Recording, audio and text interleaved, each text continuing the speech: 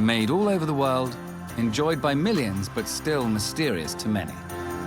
Including us. Oh, my God. I'm Matthew Good. And I'm Matthew Rees. You might be wondering what two actors are doing on a show about wine. I've always loved that sound. Glass of giggles. And then maybe a cleansing ale. Well, we're going to be looking behind the labels on all kinds of bottles.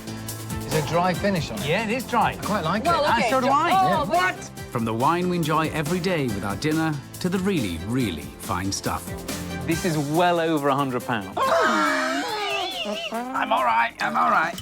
We'll be exploring stories that not only tell us about wine, but the world we live in today. It's about weather, soil, grapes, and people. We're going to show you there's a wine out there for everyone, and trying something different is the best way to understand more about this marvelous drink. Knock me down with a feather. Indian rosé. Wow. But we're not doing it alone. Our team of wine experts has traveled to 11 countries on 5 continents to bring back the best and most interesting wines. I'm not sure if this is sort of genius or just bizarre. Here, to our villa, high in the Italian hills. Where have you been, Maestro? I've been to Chile. It was very interesting. We've got 2 fascinating wines. And we're getting out and about ourselves. This isn't right. It is right. It's just you haven't worked it. You don't speak Italian. Make her speak English.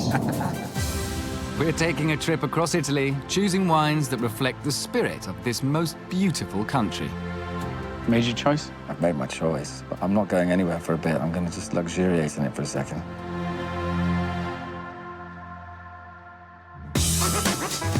In this episode, Joe Fattorini travels to France to find out how one winemaker risked his life working for the resistance in World War II. You could have been here for sort of 6 hours or so. I think I've lasted 5 minutes and I feel completely terrified.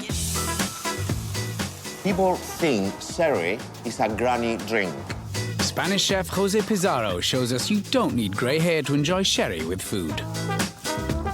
And what have the Romans done for us? When it comes to the wine they used to drink, Was this when the poisoning started? not a lot. That's sea water. And Amelia Singer travels down under to get up close and personal with a bottle of sparkling wine. So no matter if you're glass half empty or glass half full, Let us replenish your spirits because this is The Wine Show.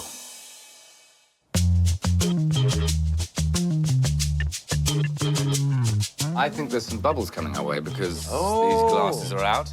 And also Joe is here. To think what your ear miles are. Where have you been? What have you been doing? I've been on a journey with a quercine feel. Excuse me? Did you go to the doctor afterwards? yes. Quercine relating to oak. I've been to the Loire in France. Oh, lovely. It's not just beautiful. The Loire Valley was also the border between Vichy France and Free France during the Second World War. And I discovered a fascinating story about a producer whose family played a very important role during that time. Well, let's see what Joe did discover when he learned about a darker episode in the history of wine.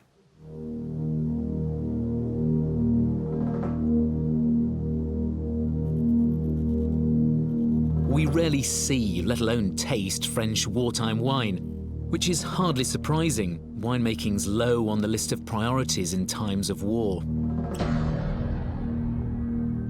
But wine reaches deep into the soul of the French, so in the 1940s, despite widespread destruction, wine producers were left pretty much alone. Wine's carved out a very special place in the history of France and the Second World War. It's a time of occupation and collaboration. There was the resistance and ultimately liberation. And all the way through it, the vineyards of France have their own story to tell. 70 years on, it's hard to imagine what horrors the French went through under Nazi occupation. When the Germans took France in June 1940, they split the country in two. The north was under German military occupation, and the south was run by a pro-Nazi French government. It was known as Vichy France. On the border of the two zones in central France is the small Loire Valley town of Montrichard. In 1940, crossing the bridge over the River Cher that bisects the town, you went from the German zone to Vichy France in the south. The Vichy government was weak. That proud Republican slogan of liberty, equality and fraternity was replaced by work, family and the fatherland. There was no doubting where the real power lay. The Nazis were intent on breaking the French spirit, looting everything they held dear, from art to sculpture and wine. Hitler, who some say didn't even drink, made it a mission to get his hands on as much of France's best wine as possible, and the German soldiers were happy to oblige. General de Gaulle, however, refused to lie down and accept what the Nazis were doing to his beloved nation. In the famous Appel de Juin radio broadcast from his exile in London, he urged loyal countrymen to fight on, and La Résistance was born.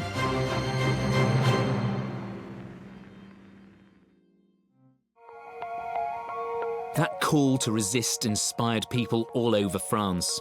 Here in sleepy Montrichard, it was winemaker Jean Momusseau that personified the spirit of resistance. Before the war, he shipped wine in barrels all over France, and that was to be the inspiration for his own piece of resistance. He died in 1972, but his name lives on to this day, painted on walls around town. His youngest son, Patrice, followed him into the family business and agreed to meet me to tell me about his father's involvement in the war. What was this thing he did with the resistance that was related to his wine making? He had to pass very important people to free France. And to do that, he used barrel like this, put the guy inside, put the top, and bring in his truck like he used to pass to go to fetch wine at the growers on the other side of the bridge. The Germans seen the truck moving with my father, with his barrels. It was normal, you know. Do you know any of the people who were put in the barrels?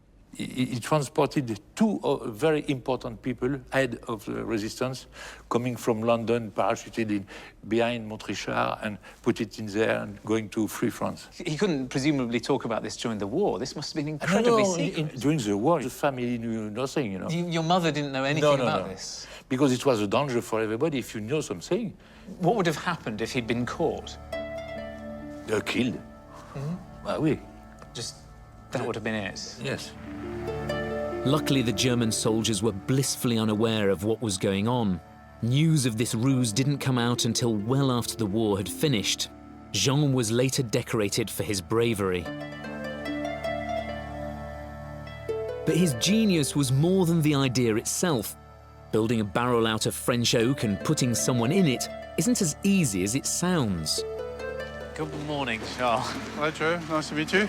Nice to meet you. In what is very clearly an oak-based business. The cooperage that made Jean's barrels sadly doesn't exist anymore. In fact, there are only around 50 cooperages left in France. But the Tonnellerie du Val de Loire still makes barrels in much the same way. To walk me through the making of the unsung heroes of the winemaker's trade is Charles Capbern-Gasqueton. So that's the first stage, what we call la mise en rose. You put all the staves all together. There's only one big stave for the band hole. And normally they do have measures, so they know exactly they have the number of staves they do need to make a barrel. So it could otherwise just be like a puzzle. You just have to guess at which size to put in. So this wood is very, very tight grain from Centre France origin. So now we've got this. This is the mise en rose. Yes, yes. What do we do with it next? So then we're going to start to heat the barrel, and with the heat we're going to give a nice curve, and so at the end we can seal the barrel. So the interesting thing about flavor from the oak is it's a link with the temperature. So after 150 degrees you're going to lose most of the vanilla side, and if you heat it higher, between 180 and 200 degrees, it's going to be a kind of burning side into the barrel, and it's going to be much more liquish. Yeah. So when you do work with heavy wines like in Napa Valley, like in Bordeaux or other places, with Cab Sauvignon or Merlot, they will love to have higher temperature. Yeah. When you do work with Burgundy people, with Pinot Noir or Chardonnay, they like lower temperature, and you will have much more vanilla and you will have much more liquid side into Bordeaux wines. You're a very integral part, then, of the final taste of wine. It's not just that it's matured in this. You've decided kind of how much it's... what the taste is going to be like. Yes, it's what we call third flavor of the wine, which comes from the oak. So it's very important in both parts. The heat helps soften the wood so the metal braces can hold it in shape, which of course keeps them watertight.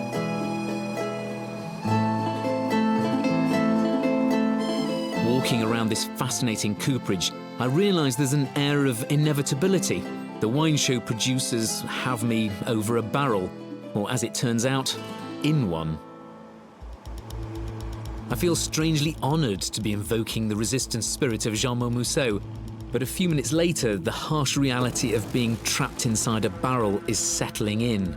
I'll never look at barrels the same way again. There's an overwhelming feeling of complete helplessness. I just got that feeling of you parachuted into free France. You've gone along to Jean Mousseau's house. Take you an hour to go and get somebody in this, and then you might be four hours or so going across the border, maybe longer, if there's a Nazi camp and there's Nazi checkposts, so they're not letting people through, and then maybe another hour at the other end getting you out. So you could be in here for sort of 6 hours or so. I think I've lasted 5 minutes and I feel completely terrified. Any moment somebody goes, there's a bloke in there that's going to shoot it. And you're completely trapped. And it wasn't really until the lid went on I suddenly thought, what happens if nobody opens it up? Oh, just a minute, something's happening. There's a truck coming. Whoa, hey, whoa.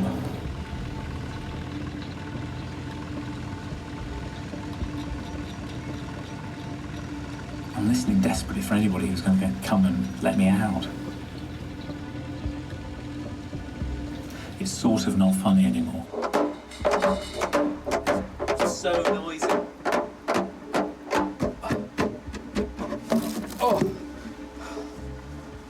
Oh, that is awful.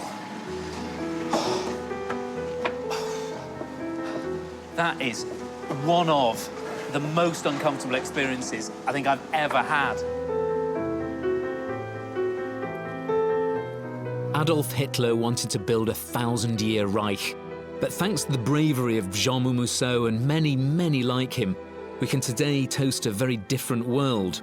France will forever be in debt to the men and women of the resistance who are prepared to risk and in many cases give their lives in the name of liberté.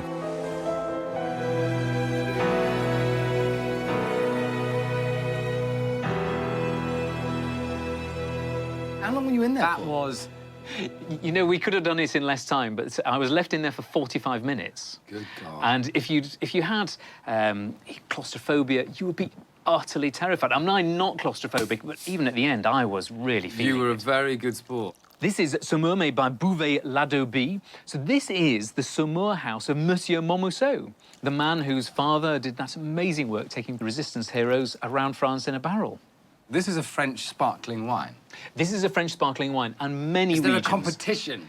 Not really. No. Most regions, most regions have sparkling wines associated with them. So Champagne sits as a unique region, really, and you can only call it Champagne if it comes from that region. But this is great value. This is half the price of a bottle of champagne. Tasty, isn't it? It's dry. As dry as can be. That you love. Brut de Loire, I do love. I do. I think it's for me because it's often you have it before you have a meal or something, and it just sort of sets your taste buds up and running, doesn't it? I agree.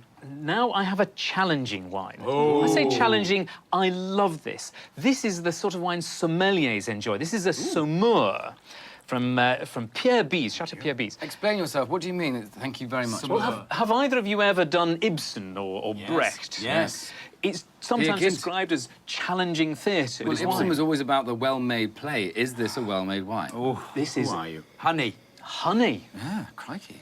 Initially, you want to run a mile. Well, I did. This has been made slightly with grapes that have been nobly rotted. So it has the sweet smell, in many ways, of a pudding wine. But it's all right. It's got a clean, linear tang that carries it through, and it allows foods to evolve and to develop, much as Ibsen allows your thoughts and imagination to develop. Things I thought I'd never say. There is a sweetness to it, but I like it. Can't believe it. You've changed me. Well, for this incredibly well-made play, the third act, where would we find out the information? Look, there's only one place that we have it all. You can find out about the war, you can find about Saumur, about Anjou. It's all on our website. Joe, thank you very much. No better place. Still to come, Mr. Good and I find out what happens when an expert in ancient history prepares your wine. I'm apprehensive. Are you? What are these for? And we learned that adding oxygen to wine can make it taste fine. There will be a little medical-grade oxygen coming out of here. We'll feel better already.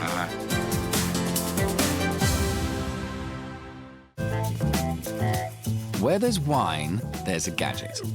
Whether it's cooling, pouring, or opening, someone has tried to find a way to give us the best glass of wine possible. But which gadgets are great and which are good for nothing? Here we are once again, our favourite segment where we go from a light walk to a trot into decanter. Something from science fiction, Obi-Wan Kenobi. This is a decanter Right. that shrinks time. What? I want you to try a glass of I've got you 2 glasses here. All right.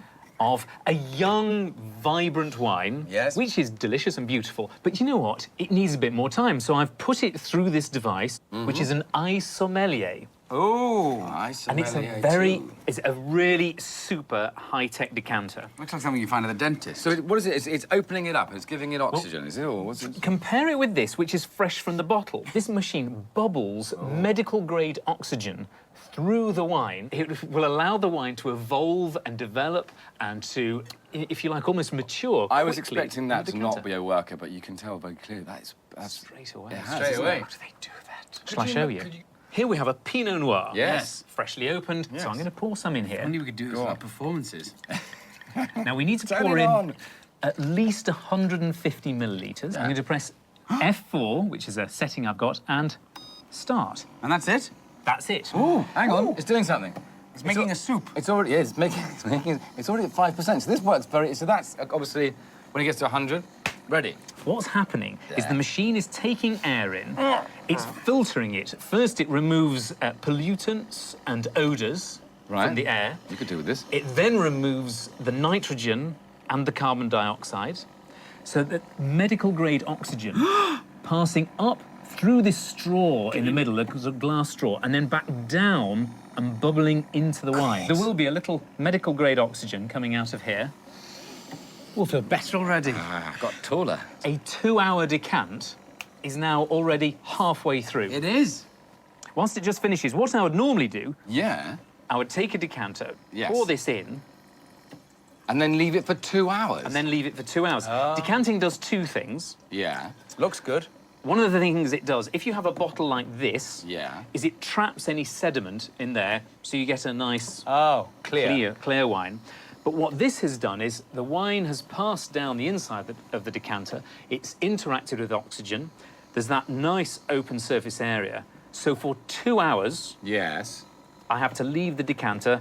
But the problem Master, I've got a point to make here. So if I'm in a restaurant and I'm taking my gorgeous wife out and I bought myself a very nice but expensive bottle of wine and they just decant it on the side, it hasn't had the time that it should have done. So basically, never buy a really great bottle of wine unless they've got one of these kind of things in the back room. some restaurants are cottoning on to this. Yes. Brilliant. It's ready. It's ready. Don't have it yet. It just needs a few seconds now for the bubbles to just gently settle. The wine has to rest. So does it have some sort of teas-made timer thing where you could set it and then wake up and it'd be ready to drink? Bosh, here's some cab. It's better even than that. Really? I have an app. Oh, get Absolutely. out. Don't be ridiculous. So here's my app. Here's mine. And I can set it to the various settings. It's just like on the front there. Or I can go and select your favourites. So I can jump in and say, I want to go and set it at this setting. So you're sitting there quietly. There's the duck a la banana cooking in the oven. Yes, and always. You're having a light sherry, and you think, I know, we're going in 2 minutes. I'll set this for a 4-hour decant. It'll go and bowl its way through. Why would it be better to have a 4-hour decant than a 2-hour decant? Surely 2 hours is enough. It depends what sort of wine you want. So if you have a very young, fresh wine that needs plenty of time, you'd have a 4-hour equivalent decant. And that would probably take 5 minutes. If that. If that. My God, Joe. If I was going to have Is this a younger, frighteningly fresh... expensive piece of equipment? What are we talking? And It's a big birthday. Yes. This is £1,500. It's a huge birthday. Good God. It's a huge birthday, but... And Christmas. Birthday and Christmas. As somebody who's been involved in the world of wine, this is fundamentally the coolest gadgets I've ever come across. I absolutely love it. If somebody wanted to ask us about this, or about, you know, the more traditional method of decanting... Or if they just want to know more about this beard. Yes. Actually, all beard questions to our Twitter site, to @WineShowTV. Hashtag beard. Yes. Joe, on behalf of the Wine Show, we'd like to wish you a very Merry Christmas. If only that was going to happen, I'd be delighted. Well, you never know what's going to be in Santa's sack, Joe. When we're thinking about what to drink, we generally choose our wine after we've decided what we're going to eat. But here on The Wine Show, we like to mix it up. We're asking some of the world's greatest chefs to reverse the idea. First, they're picking their favorite wine. Then, they're planning a dish to match it. I'm curious to know what Matthew and Joe would like to eat with the wine chosen by today's chef. So our guest chef this time has chosen something a little bit different. This is Williams Humbert 20-year-old Palo Cortado. Palo Cortado, a rare sherry, which you don't see very often. And I wanted to see you squirm a little bit, but you're not going to have to because it's actually not sweet. Oh. It's not, Which it's would rare. be your nightmare. It's rare. It's rare, it's but a rare sherry. Yeah, absolutely. It starts its life as a Fino, Really? and then it turns, yeah, and they cut it, Cortado. It's got a beautiful colour. It's beautiful, gorgeous, that rather nutty, golden, slightly bronze colour. Give me thoughts about food. Boom. Give it to me. I'd want something powerful. And then to eat. No, I could eat a paella any time of the day, but I'd want a sort of very oily, heavy in chorizo paella. Sometimes shellfish dishes, when done more interestingly, they can be absolutely on the money here. Oh, maestro. You seem to be on great terms with this already, and here to tell us exactly what he cooked to complement this fabulous sherry is Jose Pizarro, who has a restaurant, Pizarro, in Bermondsey. I'm Jose Pizarro. We are in Pizarro restaurant in Bermondsey Street in London. Always I wanted to have my own place. To have my name on top of the door is a dream. It's a dream. It's something like my grandfather had. It's something very special and quite emotional for someone. When I was little, my dad had a farm and a vegetable garden. Always I was smelling, eating the best ingredients. And I think it's part of what made me to be a chef. I want to serve traditional dishes with a tweak, we'll say, but with the best technique. Simple, full of flavor, is what I want to show to the British people. For us in Spain, drink and food have to go together. You enjoy the matching with the flavor of the food and the wine. The memories I have when I was a child is a plate of clams, glass of manzanilla. My uncle gave me a little seed, you know. Yeah, it's something very special. The wine list that we have here is not very long, but represent very well all the Spanish wine around. And another thing, and very important, what we have is Jerez, vino de Jerez, sherry. When I opened Jose, almost 4 years ago, people thought, you are going to open a sherry bar? You are crazy. People think sherry is a granny drink. My clientele in Jose is between 25 to 40. You know, I see young people are interested in Jerez. It's so versatile that you can start your meal with a manzanilla and finish your meal with a PX. In the middle, you can have a glass of Palo Cortado. This one I will take with me when I pass away, I'm telling you. I'm gonna cook a very, very simple dish. It's clams with Palo Cortado and some jamón ibérico. In a pan, olive oil, very fine banana shallot, slice of garlic. We are gonna saute a little bit, giving the flavor to the oil, and then we add the clams. When we add the clams, we add a little bit of lovely palo cortado, some thyme, cover, and in 3 minutes it's gonna be ready. The saltiness from the jamón, the sweetness from the clam, palo cortado, and the aroma from the thyme. To die for. It's the new generation coming to the country and say, hello, guys, we are here. French, Italian, be careful, we're coming. Still to come. At the end of our Roman holiday, we bring back Joe a fragrant souvenir. On my word, unleash smell. And Amelia Singer finds out how far 10 minutes by tractor can take you. This is exactly what a true cellar door experience should be about.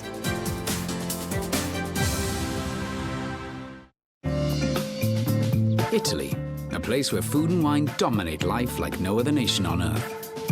But in a country with 350 wine varieties and even more type of grape, just where did two novices start? We're looking to our mentor, Obi-Wan Kenobi, Joe Fattorini, for help. He's creating a trip across Italy so we can learn a little about this country's best wines. But sending us to the nearest bottle shop is just not his style. Yes, this is certainly more than just a jaunt through the Italian countryside. This is the wine showcase. It currently contains just 2 wines. It needs 10 more wines for you to find. And each wine must represent some aspect of the spirit of Italy. I want you to go and find a wine that represents Roman history. Oh, that's massive. Roads. Straight roads lead to Rome. Yes. I had some Roman sandals once.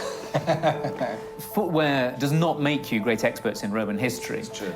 I want you to go to the Piazza Campidoglio, and there you will meet Bernadetta Bessi. She will expect you to greet her with a kiss, but not for the reasons you're thinking. Come on. Oh, yep. On our way. Got any mints? So, from Wine Show HQ, we're heading to the Piazza Campidoglio in the heart of Rome, with the aim of finding bottle number 3 for the Wine Show case. I mean, look at that. That's pretty special. Piazza del Campidoglio, designed by Michelangelo, is one of the most significant contributions in the history of urban planning. Yes, but Michelangelo wasn't a Roman. Stick to the mission, Matthew. First, we need to find Benedetta and kiss her. Oh, and by the way, on both her cheeks. Sorry, we were told to kiss you twice. Yes, lovely, but why? Yes. Yes, because it was an ancient Roman law according to which the husband had the right to kiss the woman just to make sure that she hadn't been drinking.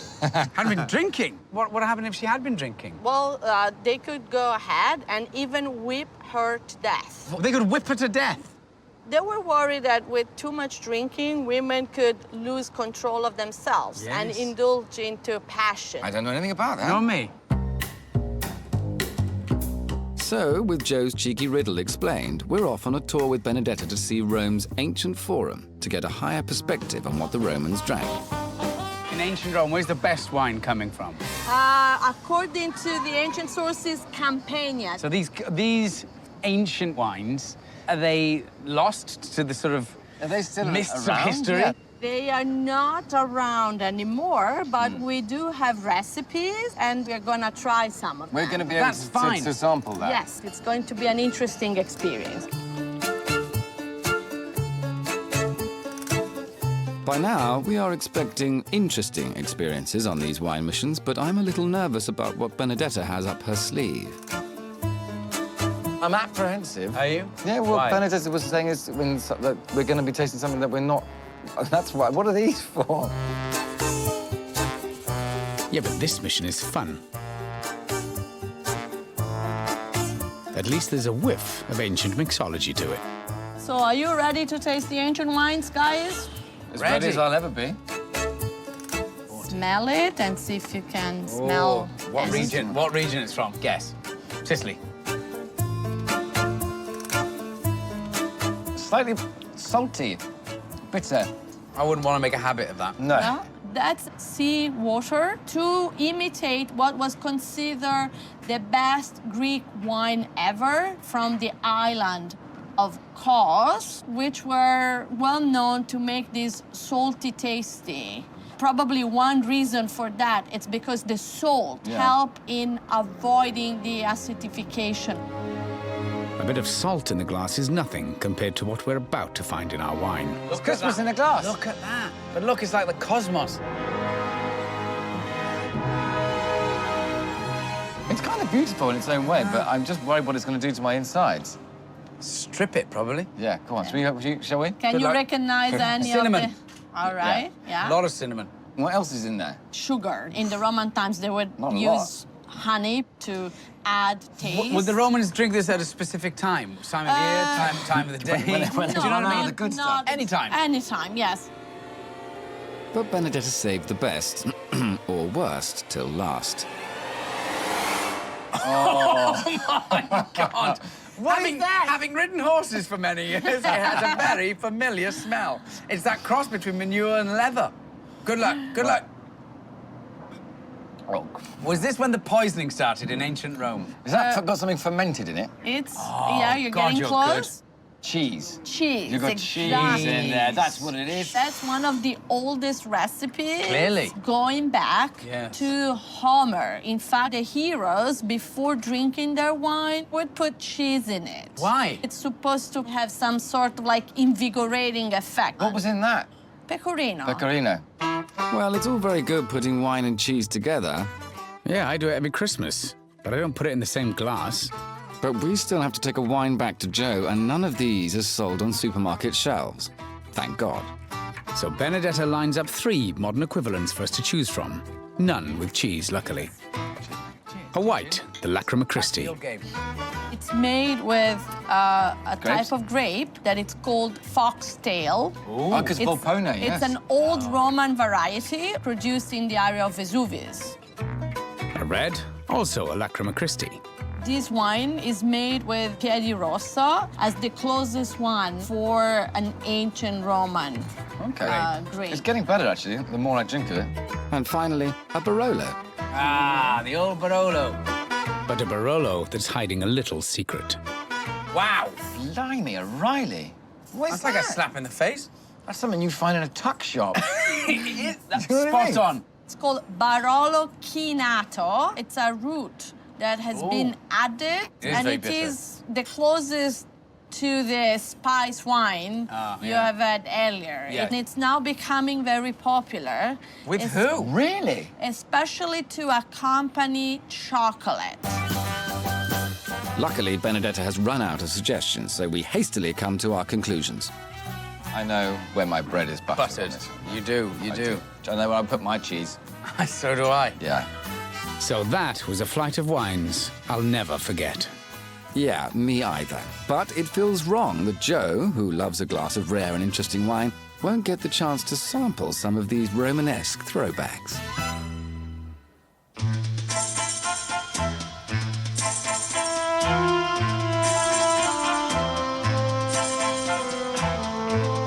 So, because we're always thinking of others and are such lovely people, we came up with a plan. On my word, unleash smell. A little something. circling, lovely treat for you. Right, we'll put hairs on your chest and your eyeballs. It looks very suspect. Is it meant to have bits in it? It is, very much so. Oh, yeah. Can't have it. Can't have the drink without the bits. No. It's important. Elegant nose, no? I don't know if I'd say elegant.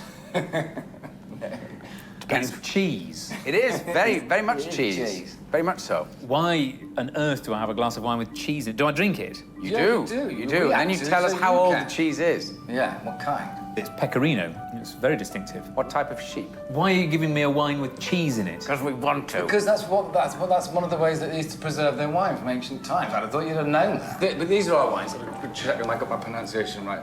This is the Barolo Cinato from Capilano. It's Barolo Cinato from Capilano. Yes. And that's really delicious. And I think it represents what you wanted. It has the spices, sort of, you know, the nutmegs and that sort of thing going on in there. And it's a little sweet, which we're starting to think may have been what the ancients liked a little bit of. Okay. So this is a flavoured wine? Certainly. Right, okay. And what have you bought? The Lacrima Christi del Vesuvio. And obviously, as I'm sure the title hints at, a volcanic-based wine in its soil. We think something as close to the ancients would have drunk as we could find. I'm going to try the Lacrima Christi first, because your wine, the Cinato, is going to be stronger and sweeter and... It'll be like a dessert. Really good, actually. We both love that one. We both love a lot of the same. Good colour, isn't it? Look at that. This is delicious. It's warm climate, richly fruity, and it has piercing minerality on the palate. It's lovely fruit, very ripe. I want you to win. Don't. Oh, okay. Do you think, from what you've learned, that this is what it would have tasted like when the Romans drank it? No. Why not? They didn't. Why wouldn't it have tasted like that? I think they like to ruin their wines with odd choices like nutmeg and cheese. You enjoyed this? I did, very much. Yeah, it's very good wine. It is, it's delicious. I'm going to try your Cinato. It's not for everyone. Doesn't put a smile on everyone's face. Didn't put a smile on yours, really. I liked it. It's fun. It is fun. It is fun. Doesn't have the same lovely colour there. It's just a bit lighter. It's very Christmassy and very spicy. Christmas in a glass. You can smell it from here. This is from the other side of Italy, isn't it? This is from the far north, up in Barolo. Yes. Where it should stay. There's cake and pudding and spiced buns and currants. Have another sip on the cheese, it'll take away. It's to do with what the ancients want, you know. That's the way. It's not like an everyday quaffable wine, is it? And there's a spicy, bitter bark underneath, which is what gives it its name, Cinato. I think you've done very well. The cheese wine is revolting, but it's very interesting. Lacrima Christi is nice, and I do understand it's a bit of an archaeological grape variety that we preserved. It's a sort of dodo grape variety in a way. But the spirit here was what is the most Roman style of wine. And the most Roman style is Barolo Cinato. Yes. Very well done. Oh my God. Very well done. Well done.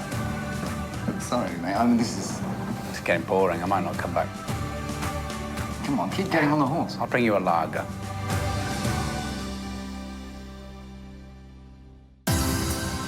Still to come, Amelia Singer meets a film producer with some very brave grapes.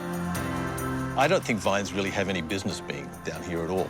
And Oh, really? Yeah, because they're not used to this environment. This is so harsh. And we get to enjoy a glass of giggles, courtesy of Amelia's hard work. Isn't that a beautiful colour? It is, it is. And you saw how Amelia made this by adding some red wine to the white wine base. This is the only wine in the world where you can do that.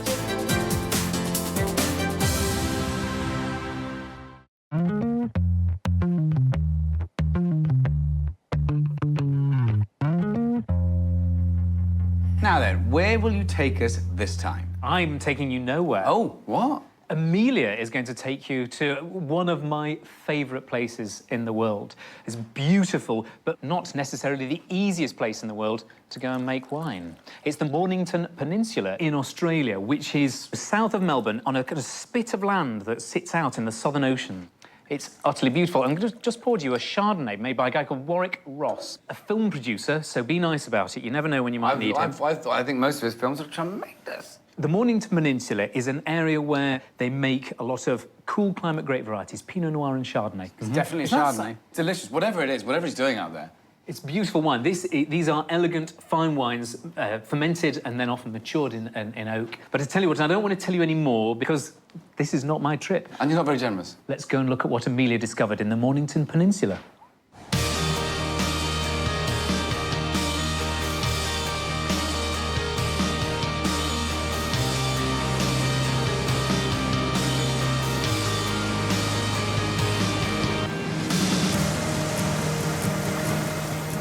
The Mornington Peninsula is a small, boot-shaped piece of land about an hour south of Melbourne. Compared to its big, famous Australian cousins in the Barossa or Hunter Valley, it's relatively unknown. But as with most things, size isn't everything. There are over 200 small vineyards, many of which actively encourage visitors for tastings and more. For people who love travelling and experiencing new and exciting wines, then the Mornington Peninsula should be on their bucket list.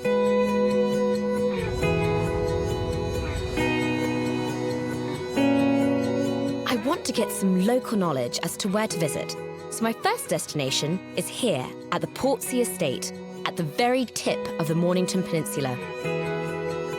Warwick Ross, winemaker and film producer, has been making some very fine wine here since 2000, from Pinot Noirs to Chardonnays, though he's a little surprised at how well his vineyard has done. I don't think vines really have any business being down here at all. And Oh, really? Yeah, because they're not used to this environment. This is so harsh. And people always said to me, the best wine comes from vines that struggle. We put some vines in here, never thinking they would actually grow, and they have. And how much do you produce? How many We cases do, we of do wine about 1,500 cases. Oh, so a year. tiny. Yes, we're tiny, yeah. I hear that the food here is also amazing because everything's very local, authentic, sense of place. Where should I go if I had a day off in Mornington Peninsula? A day off? I mean, tell me you have 2 weeks off and I'll give you the list of places to go. The Peninsula has become really well known for its little boutique wineries and the little restaurants that are attached to those, wine tastings at every winery that you go to. You don't really get that in France, but you do get that here. Up at Red Hill, there's one called 10 Minutes by Tractor, which is, if you've not been, you have to go. It's fantastic. So on Warwick's recommendation, I'm heading up to Mainridge to try my first cellar door experience at 10 Minutes by Tractor. This winery gets its name from the time it takes to travel between its 3 vineyards. A cellar door experience is a bit like window shopping for wine. The difference is that you not only get to see where it's made, you get to try it as well. Welcome to the cellar door. Thank you so much. I've been really wanting to come here. What would you recommend? I'd recommend maybe tasting the Chardonnay and the Pinot Noir because they're the 2 flagship wines of the region. The cool climate, the maritime influence because you've got water all around it. So they're quite different to anywhere else.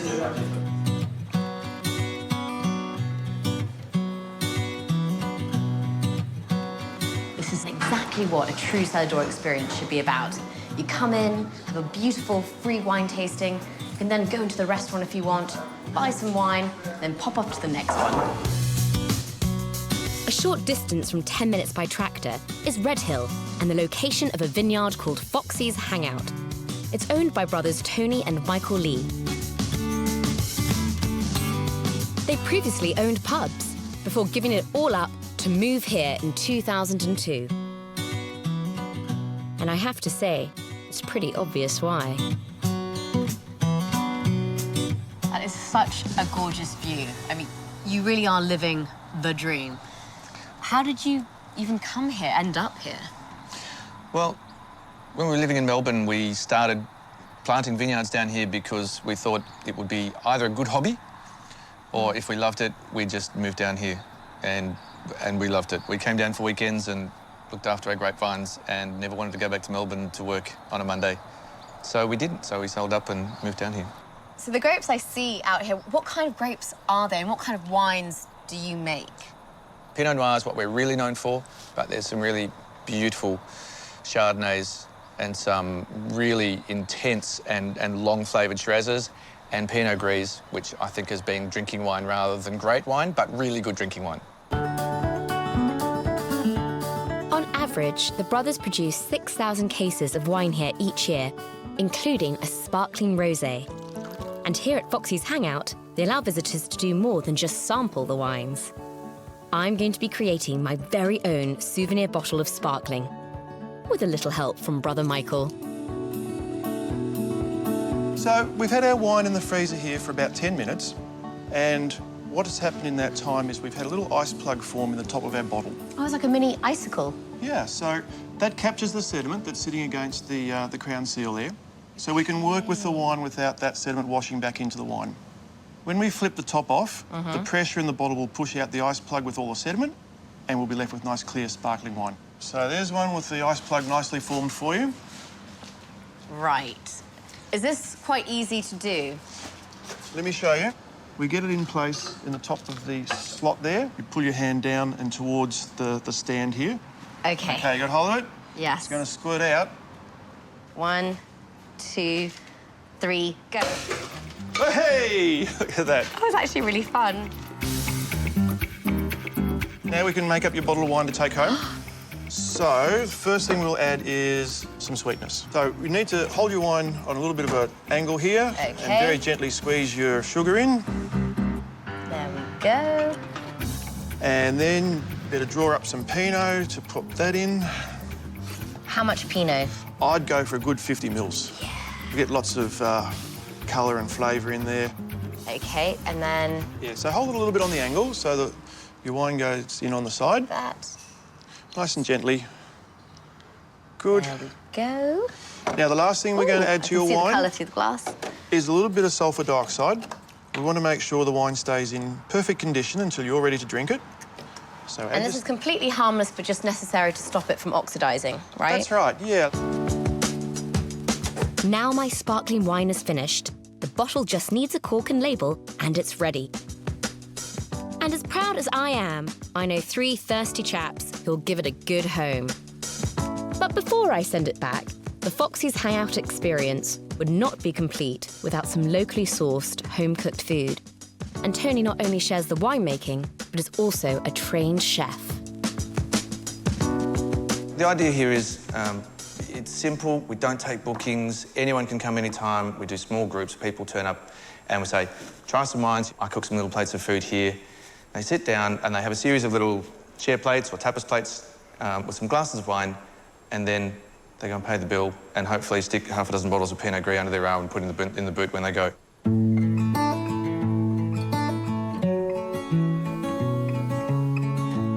Got some food going. Oh, fantastic. Thank you so much. Now, this has been an absolutely amazing day.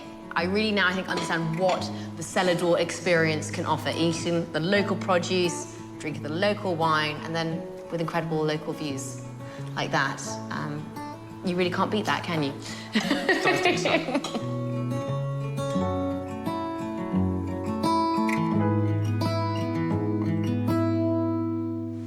Even after the short amount of time I've spent here, I think it's pretty fair to say the Mornington Peninsula pretty much has it nailed.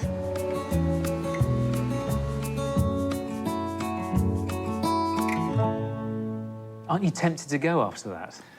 Yeah. It's beautiful. It does. It certainly looked beautiful. It's incredible, actually. And Michael and Tony were very nice, weren't they? They were, and this is the wine that Amelia made with Michael. Here we go. If I can just gently... Oh, my eye! Quite lively. Isn't that a beautiful colour? It is. It is. And you saw how Amelia made this by adding some red wine to the white wine base. This is the only wine in the world where you can do that. Amazing. All other rosés, you use red grapes and you just bleed the skins a little bit. And a rosé like this will always have more red fruit character, a bit more range and depth to the taste. It's actually a touch sweet, this one. It is. I would have thought that you wouldn't have liked that. It's a bit sweet for me. It's a bit sweet for you. Let's go and dig into this. Sometimes the grapes have a keen freshness and a keen balancing acidity in there.